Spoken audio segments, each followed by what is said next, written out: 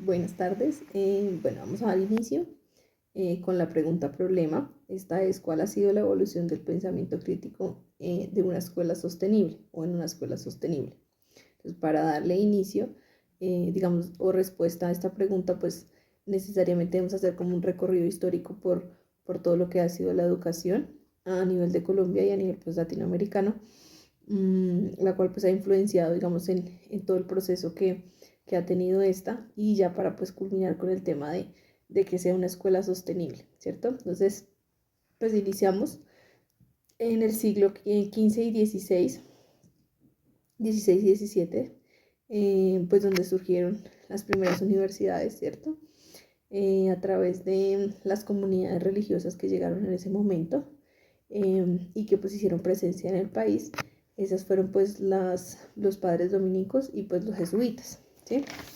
Digamos que el origen de las universidades fue diverso y se debió pues a iniciativas de diferentes comunidades religiosas. Inicialmente pues el tema de la educación era simplemente orientado hacia la fe, y pues eso fue como el inicio, digamos, a pensarse en una educación superior, eh, dentro pues del tema de Colombia, ¿cierto? Dentro de las primeras universidades que estuvieron en el país o que se crearon y que están ahorita actualmente en el país, pues está la Universidad Santo Tomás, pues en Santa Fe, Bogotá, que esta fue inaugurada en 1580. Está la Universidad Javeriana en 1622 y está la Universidad San Nicolás de Mira en 1624, ¿cierto? Ese fue uno pues de los eventos que marcaron este siglo, y pues estaba encaminada, como lo decía, o encabezada por el tema de todas las comunidades religiosas, ¿cierto? Entonces estaba centrada solamente al tema de la educación en la fe, orientada a la fe, y con pensamientos, digamos, muy cerrados respecto a la educación o al panorama del aprendizaje. En esta etapa, pues,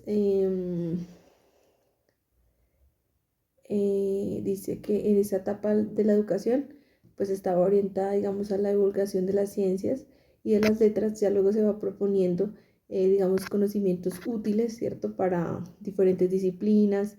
Y entonces, pues ya empieza la universidad y el tema de la educación a abrir como el panorama. Entonces ya se entra, digamos, a ver disciplinas como las ciencias naturales, como la física o la astronomía, y eso pues digamos que da un vuelco porque cambia o da inicio a cambiar el pensamiento pues de la persona que está aprendiendo, y abre muchas expectativas y muchas panoramas y líneas en cuanto al aprendizaje. Después de estos resultados, pues empezaron a haber muchos cambios, emergieron las escuelas nuevas y activas, y con ellas pues se tomaron distintas comprensiones y etapas pedagógicas, ¿cierto? Entonces surgieron varias formas de protesta y contra los modelos tradicionales y los currículos y todo, digamos, lo que se venía haciendo a nivel del tema de la fe y todo el tema religioso. Y pues se abren también respecto al sistema educativo también muchas disciplinas adicionales como la biología, la medicina, la psicología y en fin, la química. Eh, pues se evidencia desde hace mucho tiempo que el tema de la educación pues está tensa a través o unida a través de pues dos ramas, que son la rama de la religión y la rama de la política. En Colombia pues hay dos partidos políticos que son como los que manejan, digamos, el tema el ejercicio y las dinámicas de la educación, pues que son el Partido Conservador y el Partido Liberal. Desde hace mucho tiempo está así cercado, organizado, eh, pero pues digamos que ahorita es un poco más visible a las personas, digamos, que estamos en el campo. Y pues es importante mencionar que la educación en Colombia pues sigue viéndose afectada o influenciada por la política, y esta es la que actualmente pues direcciona la ruta o traza la ruta que pues que eh, va a tomar, digamos, el tema de la educación. Eso es importante mencionarlo porque si hablamos de una educación o de una escuela sostenible, debemos hablar, digamos, de las estructuras que tiene de lo que en sí la deja avanzar y lo que tampoco la deja avanzar. Entonces, a través de la historia pues también se han mencionado varias etapas, digamos, de la educación, ¿cierto? Hablamos de la progresión de la educación, que fue el inicio, todo el tema de la educación para formar la virtud, el entendimiento y la gracia, que es un pensamiento que, aunque pues está, digamos, mandado a recoger, no está tan lejos, digamos, de lo que se necesita como tal en el ser humano. Luego viene pues el humanismo, ¿cierto? El renacimiento, que ahí hubo pues una renovación en la educación. Ahí ya no se centraba tanto en todo el tema económico, político, de apellidos, sino que ya se trataba de que la educación pudiera llegar a muchas otras personas y entra la participación de la mujer. Y pues ya la ilustración, digamos que ahí es cuando ya entran el desarrollo de muchos modelos y el desarrollo monetarista. Y a partir de ese momento pues se comienzan a tejer pensamientos diferentes, está María Montessori, todo, digamos, lo que ahorita los modelos de la educación es como innovador. Hay muchos datos importantes que se pueden hablar dentro de la educación y dentro de lo que en sí relaciona todo el cambio que ha dado la educación y una escuela sostenible, ¿cierto? Como datos interesantes encontré que la cobertura de la educación neta, la educación media, es de un 62% y durante el periodo 2005 al 2018, y la educación superior de un 34%, un 52%. Es decir que, digamos, todas estas estrategias que han creado y que se han creado desde la política y desde la religión para que la educación pueda ser de fácil acceso para todos, pues no se está viendo en la realidad, porque esos son unos datos, digamos, en porcentaje, pues son muy bajos, ¿cierto? Y eso va a hacer que una escuela no cumpla, digamos, el propósito con el que pues se creó, que la idea es poder llegar con aprendizajes y educación y enseñanza y progresar, digamos, esa es como la base para que una sociedad pueda estar activa, ¿cierto? Que sea productiva y que sea eficiente. Y respecto a Colombia, ya para terminar, digamos, mi apreciación es que continúas ocupando los últimos lugares en 3 competencias evaluadas en las pruebas PISA, que es la lectura, matemáticas y ciencias. Entonces, estas 3 ramas son muy importantes y consideramos también desde nuestro punto de vista de una escuela sostenible que estamos haciendo algo mal desde la parte también educativa.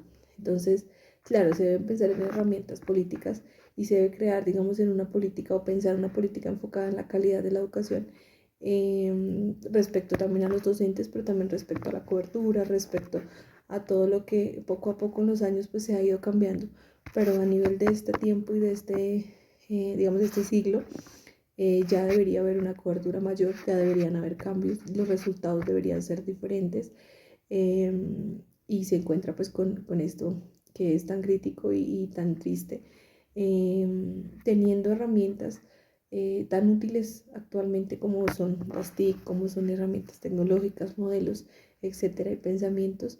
Entonces, esa es mi apreciación. Buenas noches. En concordancia con lo anterior, con todo lo que mi compañera, voy a dar como una breve síntesis para concluir nuestra pregunta-problema, que es la evolución del pensamiento crítico en una escuela sostenible.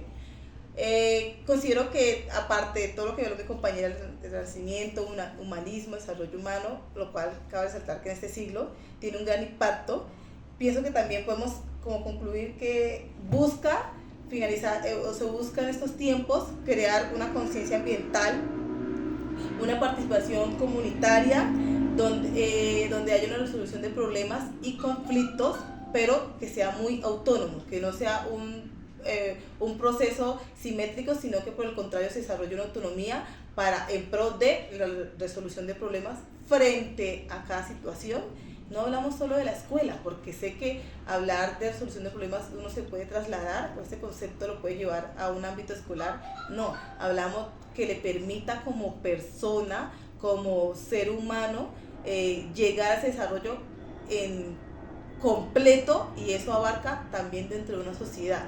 Consideramos también que es importante para darle como finalidad a esta pregunta. También hablamos sobre la innovación.